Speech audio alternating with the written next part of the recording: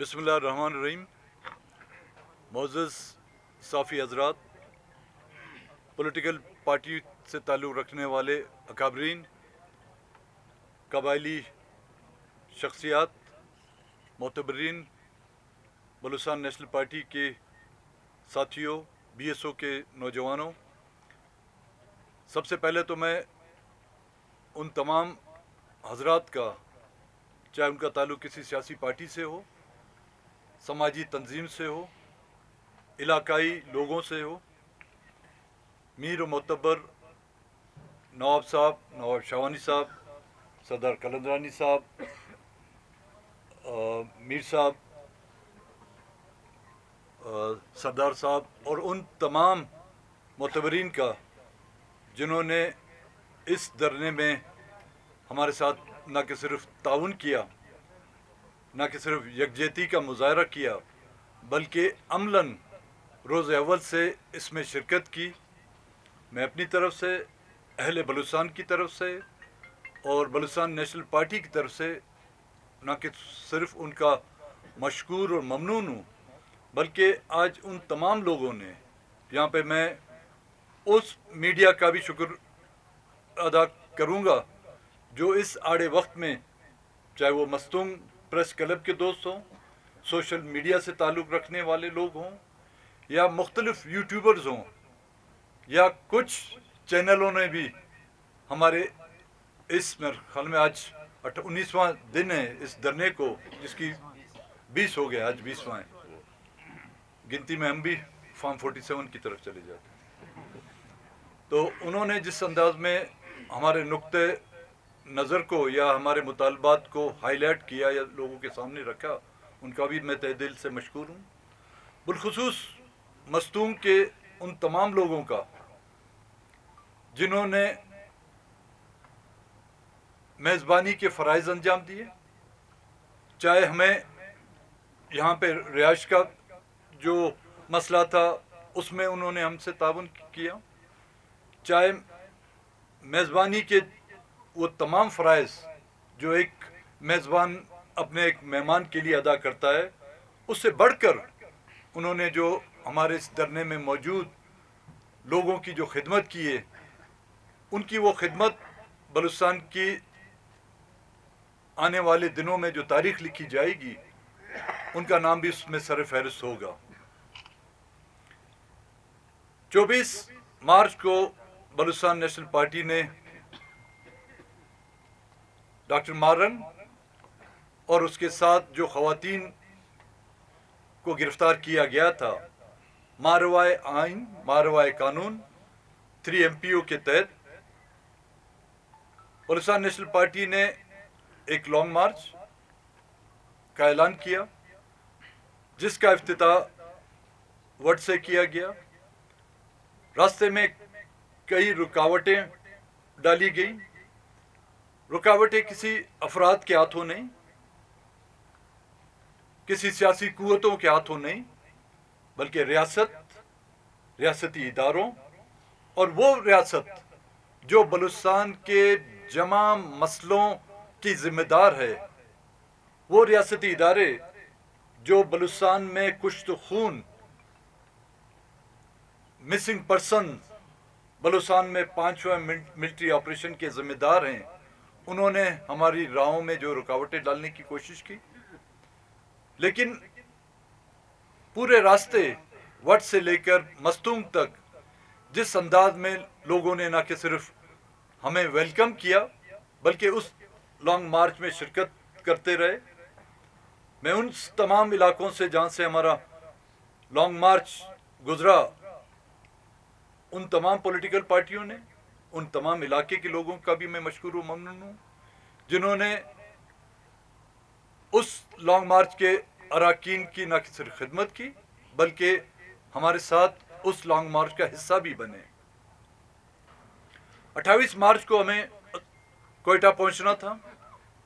لیکن لک پاس کے مقام پر دونوں اطراف، کوئٹہ کی طرف اور مستونگ کی طرف، راستوں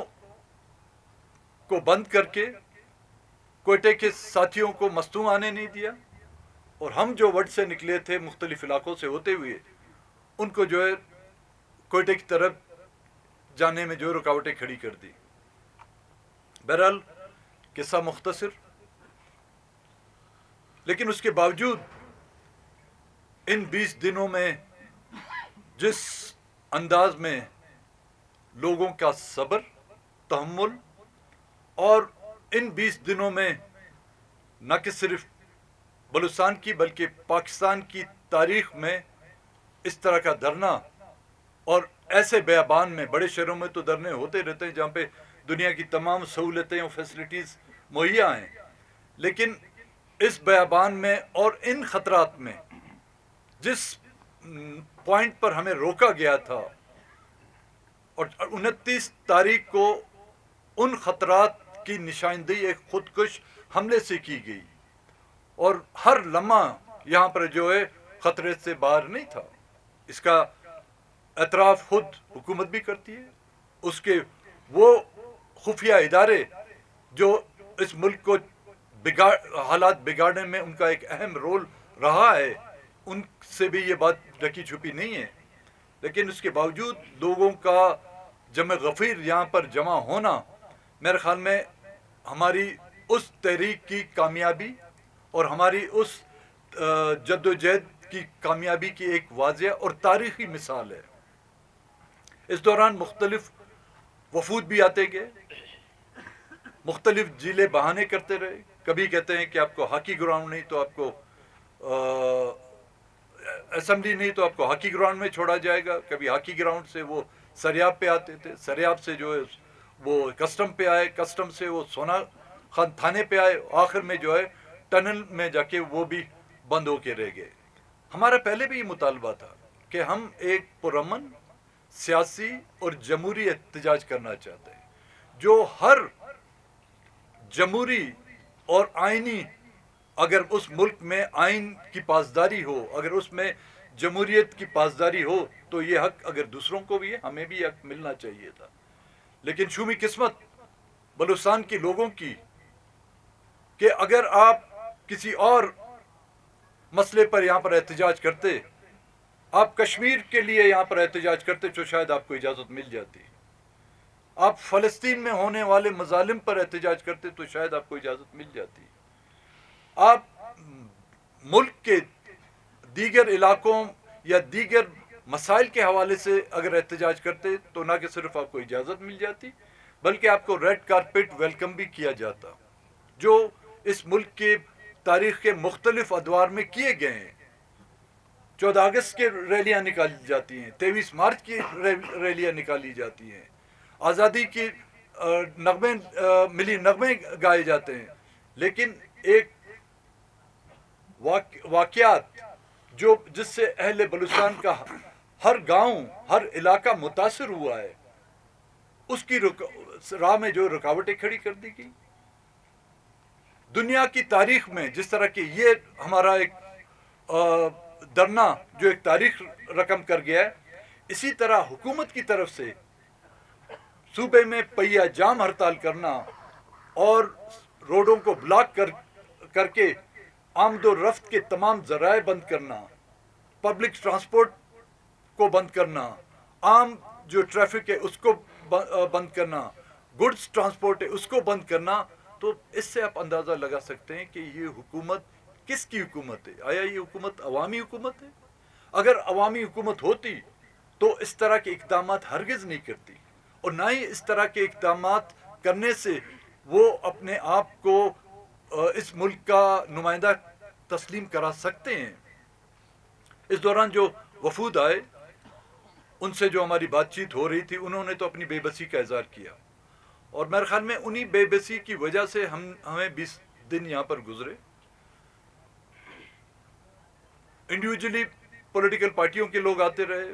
وہاں پہ ان کا بس نہیں چلتا تھا، ہم سے آ کے منت کرتے رہے.